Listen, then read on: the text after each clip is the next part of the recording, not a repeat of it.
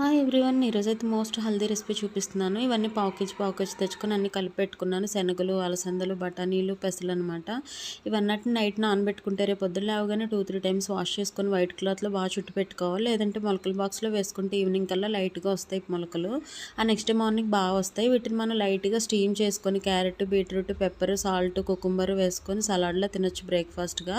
లేదంటే ఈవినింగ్ స్నాక్స్గా కూడా మనం తాలింపులో ఆయిల్ వేసుకొని తినొచ్చు. లేదంటే ఉడకబెట్టుకొని సాల్ట్ వేసుకొని కుక్కర్లో 4-5 విజిల్స్ వేయించుకున్నా కూడా తినొచ్చు. ఇదైతే రాగా తింటేనే మంచిదన్నమాట. ఈ మొలకలు వేసుకోవడం వల్ల ఇందులో ఉండే మినరల్స్, న్యూట్రిషన్స్ అన్నీ డబుల్ అవుతాయి. బట్ ఏంటంటే ఇలా రాగా తింటే గ్యాస్ ప్రాబ్లం, డైజెషన్ ప్రాబ్లం వస్తుంది కాబట్టి మనం పిల్లలకు కూడా పెట్టడానికి మనం ఉడకబెట్టుకొని తింటేనే మంచిదన్నమాట.